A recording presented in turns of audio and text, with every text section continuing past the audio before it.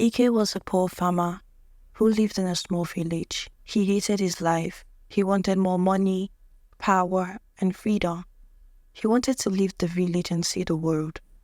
One day, he was approached by a group of rebels who offered him a deal.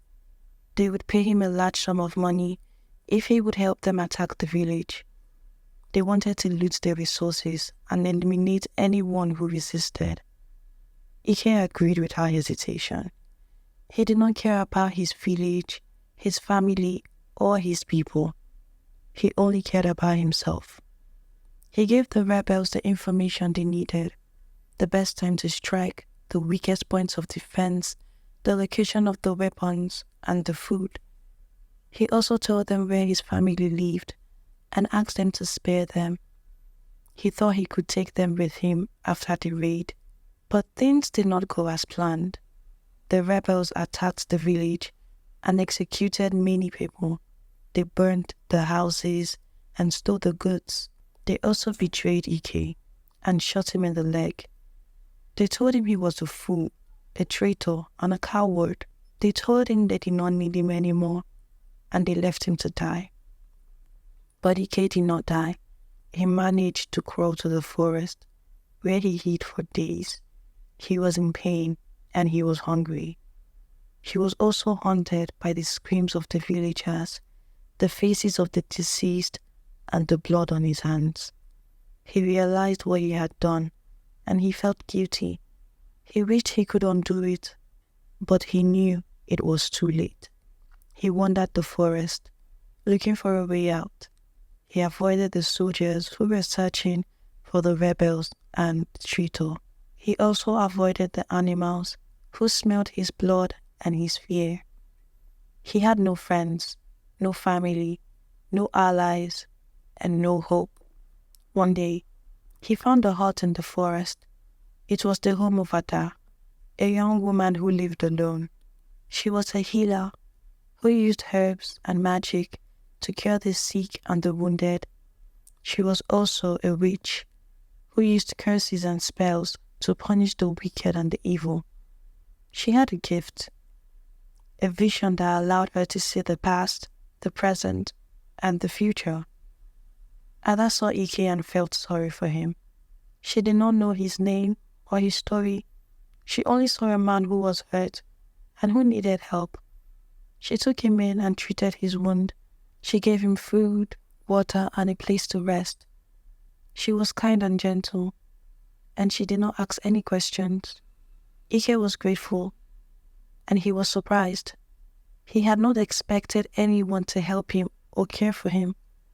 He had not expected to feel anything for anyone, but he did. He felt something for Ada, something new, something good. He felt respect, admiration, and gratitude. He felt love, but he also felt fear. He knew he did not deserve Ada's love or her trust. He knew he had to tell her the truth and confess his crime. He knew she would hate him, or worse, execute him. But he also knew he could not lie to her or to himself. He decided to tell her, to ask for her forgiveness, and to hope for her mercy. He waited for the right time. When they were alone in the hut, when the night was dark and the fire was low, he opened his mouth and said, "Ada, I have something to tell you. Something important. Something terrible." She smiled and said, "I know, Ike. I know everything." He was shocked, and he was scared. He asked, "How do you know?" She said, "I have a gift, Ike, a gift of sight. I can see your past, your present, and your future. I can see your soul, Ike, and I can see your sin." She told him what she saw and what he had done. She told him how he had betrayed his village, his family, and his people. She told him how he had caused their deaths, their pain, and their suffering, and how he was a traitor, a murderer, and a monster. He was speechless, and he was ashamed. He said, "No, it's not true. I didn't know. I didn't mean to. I'm sorry. Please, forgive me, Ada. Forgive me. I love you, Ada. No, Ike. You don't love me. You don't love anyone. You only love yourself. You are selfish, greedy, and cruel. You are evil, Ike, and you must pay for your evil. She took a knife that she had hidden under her pillow. She stabbed him in the heart with a quick and sharp movement. He gasped, he choked, and he bled. He looked at her with disbelief, with betrayal, and with agony. He said, "Why, Ada? Why? Because you are a traitor, Ike, and this is your redemption."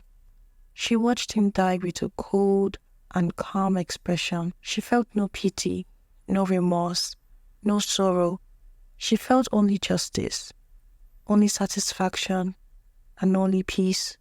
She had done what she had to do, what she had planned to do, what she had seen in her vision. She had avenged her family, her village, and her people. She had punished the guilty, the wicked, and the evil. She had fulfilled her destiny, her duty, and her purpose. She buried him in the forest in an unmarked grave. She burned the hut and all her belongings. She left the forest and never returned. She wandered the land, looking for a new home, a new life, and a new meaning. She never found it. This story emphasizes that sin has consequences, and God's judgment is unavoidable. Despite attempts to hide or justify sin, God sees everything and will repay everyone based on their actions, as stated in Romans 12:19.